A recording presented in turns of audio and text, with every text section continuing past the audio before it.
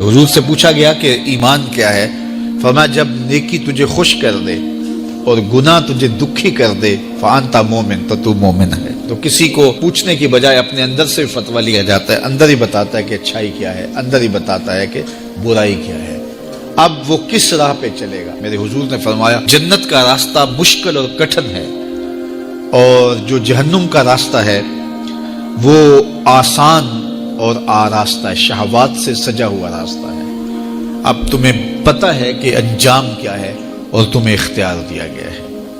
بعض لوگ اختیار کو اللہ کی رضا سمجھ لیتے ہیں، تو یہ بات جانیے کہ اللہ کی رضا میں اور اس کی مشیت میں بڑا فرق ہے۔ بعض لوگوں کی رسی اللہ نے ناراض کی ہوتی ہے تو لوگ کہتے ہیں اللہ راضی نہیں ہے تو ایسا کیوں ہے؟ یہ کون سی کہانی ہوئی؟ ظالم جابر لوگ تختوں پہ بیٹھ جاتے ہیں، مختلف حکومتیں سنبھال لیتے ہیں اور خلق خدا کی ناک میں دم کر دیتے ہیں، لوگ کہتے ہیں اللہ راضی نہیں ہے تو ایسا کیوں ہے؟ یہ کون سی بات ہوئی؟ تو یہ ہمارا ایک خود ساختہ کہا ہوا جملہ ہے۔ حقیقت میں کیا ہے کہ اللہ کی رضا اور ہے، اللہ کی مشیت اور ہے۔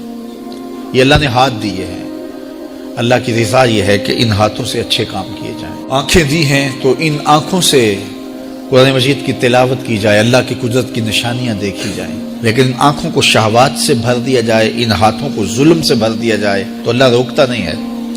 ایسا نہیں ہے کہ بندہ گالی دینے لگے تو زبان ٹیڑھی ہو جائے، ایسا نہیں ہے کہ بری نظر سے آنکھوں کی بینائی کمزور ہو جائے، ایسا نہیں ہے تھپڑ مارنے لگے تو ہاتھ رک جائے، ایسا نہیں ہے کہ وہ مے خانے کی جانب چلنے لگے تو پاؤں کی انگلیاں ٹیڑھی ہو جائیں، چلا نہ جائے، ایسا نہیں ہے۔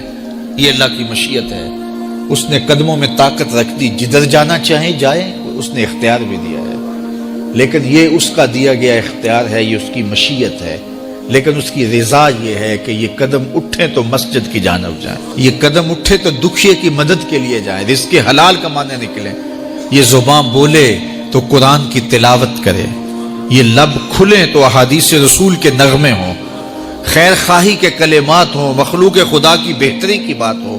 لیکن اگر کوئی گالی گلوچ دینے لگ جائے تو اس سے اللہ کی رضا نہیں۔ اللہ نے اعضاء بنا دیے اور اللہ نے انسان کو خیر اور شر کی تمیز دے دی، اچھائی اور برائی کا پتہ دے دیا، اب اس کی مرضی ہے کہ وہ کدھر نکلتا ہے۔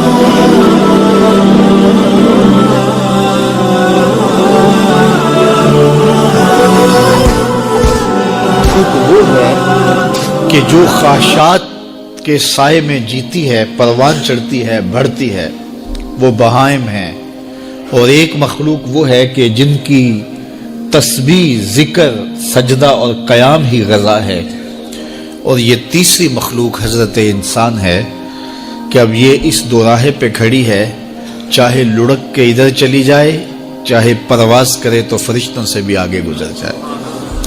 اب یہ اس کا اختیار ہے۔ حضرت انسان اللہ کی تخلیق کا شاہکار ہے، تو وہ لڑک کے چوپایوں جیسے کام کرے تو پھر چوپایا تو وہ ہوا ہی ہوا، لیکن فرمایا بل ہم عدل، بلکہ چوپایوں سے بھی گزر گیا ہے، اس لیے کہ چوپائے کے پاس تو تھا ہی وہ جو اس نے کیا، اور اس کے پاس چراغ علم بھی تھا، جگمگاتی راہیں بھی تھی، جنت کے راستے بھی تھے۔ یہ آسمان کی طرف پرواز کرنے کی بجائے زمین کی طرف لڑک گیا تو یہ چوپایوں سے بھی بدتر ہے۔ اور اگر یہ دوسرا راستہ جو کہکشاؤں سے بھرا ہوا راستہ ہے، نور و نکھت سے سجا ہوا راستہ ہے، اس خیر کی راہ پہ گامزن ہوتا ہے تو پھر فرشتے بھی اس کی قسمت پہ رش کرتے ہیں، پھر فرشتوں سے بھی آگے گزر جاتا ہے۔ یہ اللہ تعالیٰ نے ہر طرح سے راہیں اس کے لیے اجال دی، فطرتاً بھی اور انبیاء اور رسل کے ذریعے بھی، کتب کے ذریعے بھی، صحیفوں کے ذریعے بھی، مصلحین کے ذریعے سے، عقل و فہم جو دیا گیا اس کے ذریعے سے۔ یعنی انسان کے لیے کوئی شک والی بات نہیں کہ اسے پتہ نہ ہو کہ یہ راستہ خیر کا ہے اور یہ راستہ شر کا ہے، یہ اس کو اچھی طرح آگہی دی گئی۔ جب کوئی چوری کرنے لگتا ہے، دیوار پھلانگتا ہے، اس کا دل دھڑکتا ہے، یہ اللہ تعالیٰ کی طرف سے وارننگ ہوتی ہے تو غلط کام کرنے جا رہے ہیں۔ جب کوئی ڈاکہ مارنے لگتا ہے، ناکہ لگا کسی کو روکتا ہے تو اس کا دل ڈرتا ہے کہ تو جرم کر رہا ہے۔